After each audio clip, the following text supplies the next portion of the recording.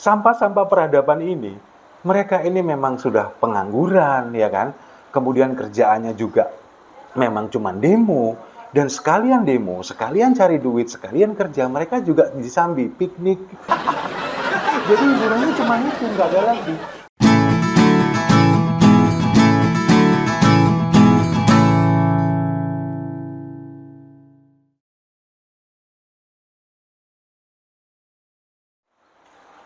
Salam damai untuk Indonesia, berjumpa lagi bersama saya, Papa Dimas. Informasi, info kali ini datangnya dari aksi 411 yang dicuekin oleh Presiden Jokowi. Presiden Jokowi malah milih main ke kebun tebu. Rasain lo kadrun. Ya, sebelum saya lanjutkan ini ya, sebelumnya saya minta maaf, mungkin ada sedikit gangguan suara karena di luar juga lagi hujan. Jadi tadinya mau bikin video di luar, tapi karena hujan ya akhirnya di rumah saja gitu ya. Nah, kemudian sebelum saya masuk ke materi konten kita kali ini, saya ingin menceritakan beberapa sedikit ya tentang beberapa komentar di video-video saya yang sebelumnya. Ini yang mengatakan bahwa sebetulnya kita ini orang-orang yang menyuarakan kebenaran, orang-orang yang mendukung Presiden Jokowi yang selalu dibilang justru kita yang melakukan polarisasi dengan menyebut kadrun, kemudian menyerang orang yang berseberangan dengan Presiden Jokowi. Nah, kita ini yang selalu dibilang melakukan polarisasi, memecah belah bangsa dan sebagainya. Oke, nggak masalah. Kalau memang itu kita terima sebagai masukan, terima kasih. Dan mungkin untuk video kali ini saya nggak akan menyebut kelompok kadrun atau gerombolan kadrun. Saya akan lebih menyebutnya mereka sebagai sampah peradaban. Biar tahu rasa. Jadi, pada hari Jumat yang lalu, kelompok 411 ini menggelar aksi di depan Istana Merdeka. Siang, jadi seperti biasa, sholat Jumat di Masjid Istiqlal, kemudian menggelar aksi, dan gerombolan sampah peradaban ini tuntutannya nggak masuk akal. Tuntutannya itu, Presiden Jokowi disuruh mundur karena isu ijazah palsu. Padahal, kita sudah tahu sendiri, tentang isu ijazah palsu ini gugatannya sudah dicabut, karena memang nggak punya bukti dan nggak punya saksi. Kemudian dari kesaksian dari teman-teman Presiden Jokowi, mulai dari teman SD, SMP, SMA, guru-guru, bahkan dari pihak UGM sendiri sudah mengklarifikasi semua bahwa semuanya ini asli, nggak ada rekayasa. Tapi karena mereka ini tidak bisa membuktikan bahwa ijazah ini palsu, dan mereka minta Presiden Jokowi datang ke pengadilan untuk membuktikan bahwa ijazahnya asli, akhirnya ya itu mereka nggak punya bukti, nggak punya saksi, dan pada akhirnya malu sendiri. Daripada nanti malu-maluin, akhirnya gugatannya dicabut. Nah, ini kan yang dianggap semua orang ini nggak masuk akal. Demo kali ini memang ya isunya tetap cuman memanfaatkan momen tanggal 4 bulan November, karena ya kita tahu sendiri dulu pada waktu tahun 2017 demo ini dilakukan kan memang untuk menggulingkan Ahok, untuk menggulingkan Basuki Cahayapurnama. Tapi pada saat ini, kali ini ya memang momen dipas-pasin aja momennya sebetulnya. Dan kalau kita lihat beberapa video yang beredar di media sosial, mereka yang mengklaim bahwa pesertanya ini ada ratusan ribu, padahal sebetulnya cuma ratusan orang, cuma sedikit kalau kita lihat beberapa videonya. Kasihan sebetulnya. Mungkin dana bohirnya juga nggak terlalu banyak, atau kemungkinan juga orang-orang ini banyak yang sadar, mungkin sudah banyak yang sadar bahwa mereka ini selama ini cuma dimanfaatkan, cuma dibohongi oleh petinggi-petinggi dari kelompok yang sekarang ini mengatasnamakan GNPR, Gerakan Nasional Pembela Rakyat. Tapi nggak tahu rakyat mana yang mau dibela, entah rakyat Petamburan atau rakyat mana. Kenapa saya bilang beberapa dari mereka ini sadar? Ini karena pada waktu demo kemarin ini, ada salah satu momen di mana korlap demo yang ada di atas mobil komando ini memarahi para peserta aksi. Mereka ini kebanyakan berteduh, karena memang suasana sangat panas di Jakarta pada waktu itu. Mereka berteduh, kemudian duduk-duduk sambil makan nasi bungkus. Dan mereka pun kena marah oleh korlap aksi yang ada di atas mobil komando. Mereka bilang, kita ini sama-sama kepanasan. Kalian datang ke sini ini untuk melakukan aksi, bukan untuk piknik. Kasihan memang, kalau lihat itu kasihan. Sampah-sampah peradaban ini, mereka ini memang sudah pengangguran, ya kan? Kemudian kerjaannya juga memang cuma demo. Dan sekalian demo, sekalian cari duit, sekalian kerja, mereka juga disambi, piknik. Jadi hiburannya cuma itu, nggak ada lagi. Di hari-hari yang lain, hari Sabtu, hari Minggu, kemudian hari-hari yang lain, ya mereka mungkin luntang-lantung nggak jelas, karena memang kerjaannya cuma itu. Dan saya kok punya keyakinan ya, kalau misalkan peserta demo ini, mereka menuntut Presiden Jokowi untuk mundur. Kalau ditanya satu persatu, sebetulnya setuju nggak kalau Presiden Jokowi ini mundur? Kok saya meyakini mereka ini nggak bakal setuju kalau Presiden Jokowi mundur. Kenapa?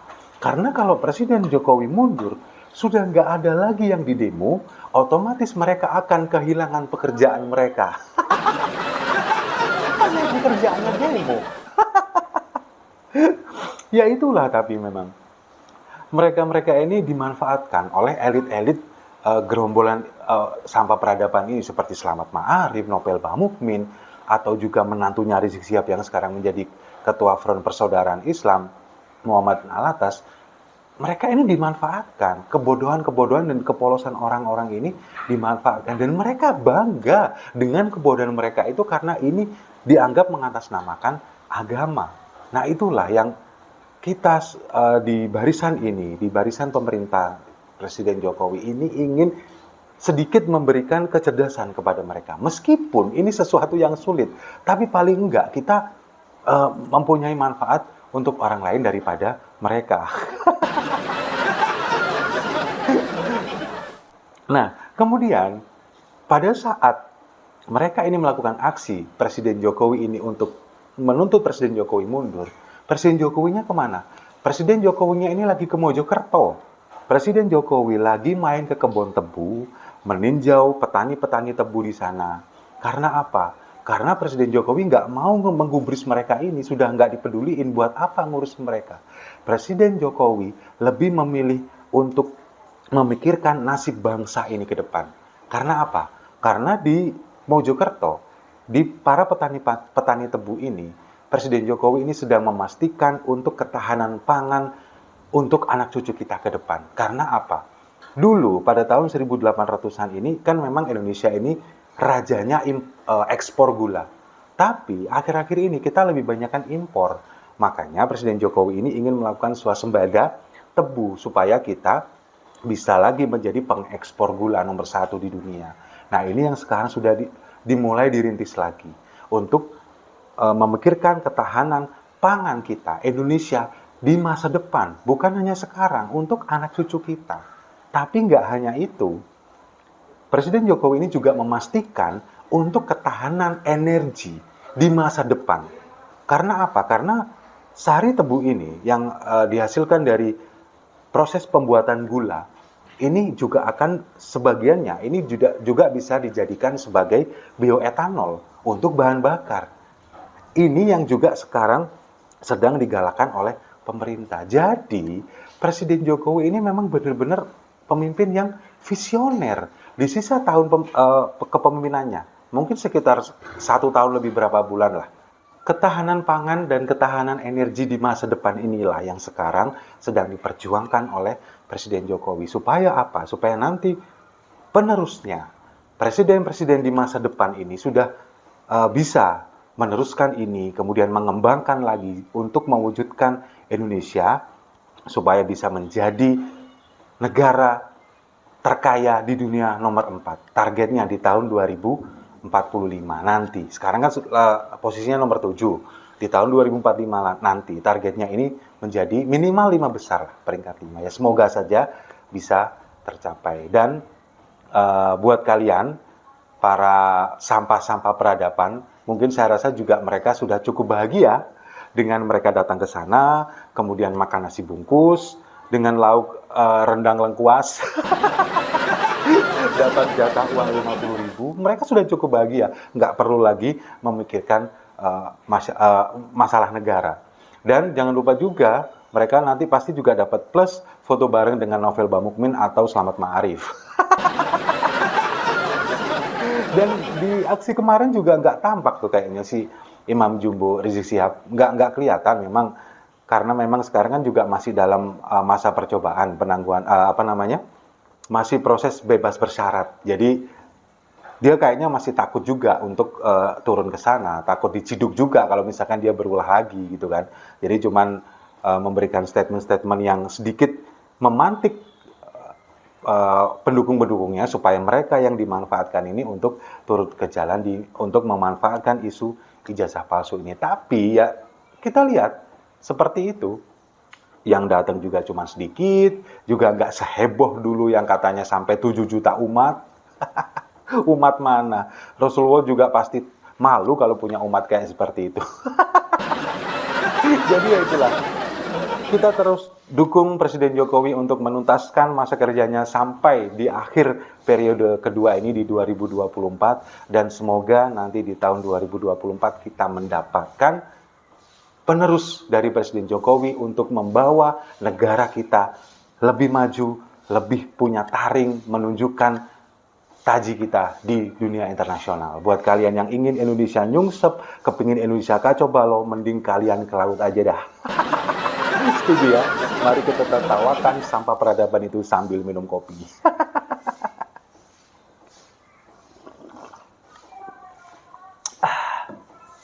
Saya rasa itu. Terima kasih sudah menyimak. Jangan lupa like, komen, dan subscribe. Sampai jumpa di video-video berikutnya. Salam damai untuk Indonesia.